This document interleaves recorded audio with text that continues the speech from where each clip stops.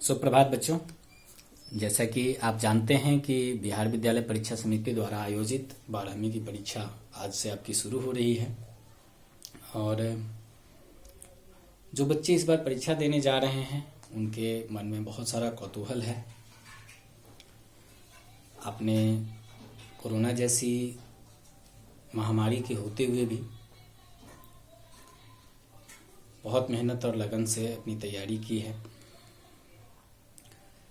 तो सबसे पहले तो आप सभी को ढेर सारी शुभकामनाएं, बहुत सारा आशीर्वाद कि आपकी परीक्षा बहुत अच्छी रहने वाली है। क्योंकि जैसा मुझे पता है, जो मेरा अनुभव कहता है, उसके आधार पे मैं कितना तो कह ही सकता हूँ कि परीक्षा में जो प्रश्न आने जा रहे हैं वो बहुत ही साधारण स्तर के आने जा रहे हैं।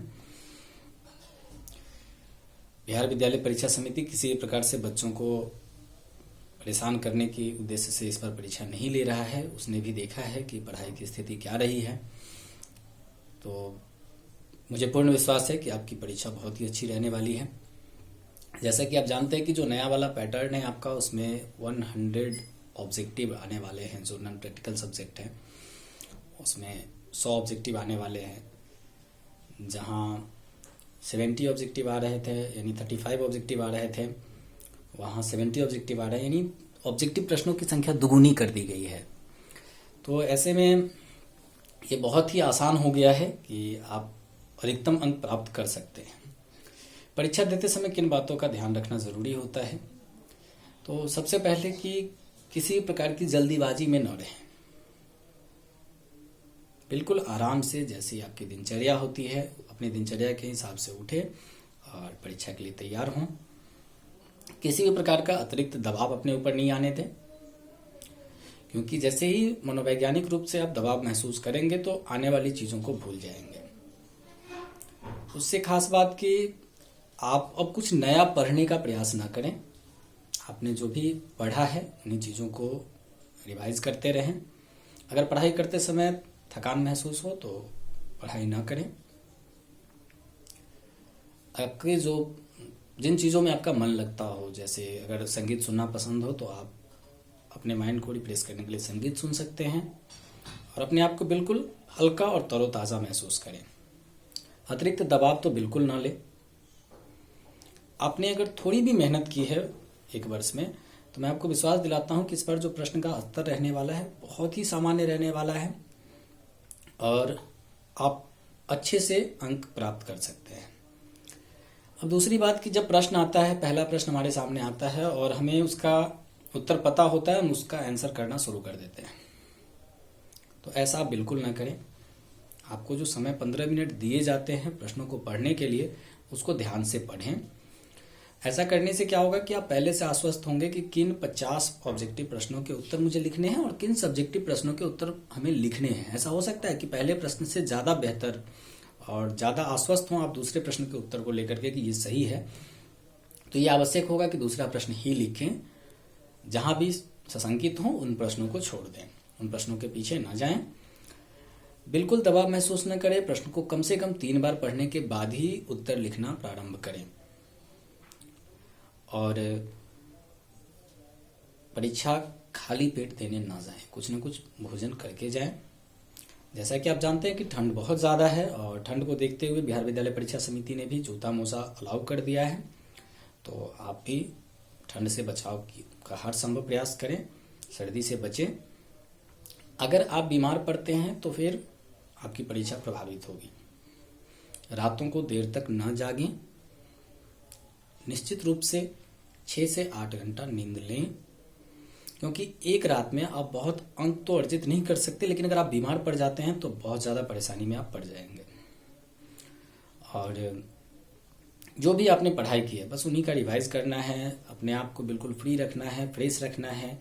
मैं आपको आश्वस्त करता हूं कि जो आपने कक्षा में टेस्ट दिया है, जो क्लास टेस्ट दिया है, उससे कई गुना आसान प्रश्न रहने वाला है वहाँ। और जब 100 प्रश्न में से 50 उत्तर लिखने तो बहुत आसानी से आप उनको कर पाएंगे। तो थोड़ा भी दबाव नहीं महसूस करना है और बिल्कुल एकदम खुले मन से जाना है।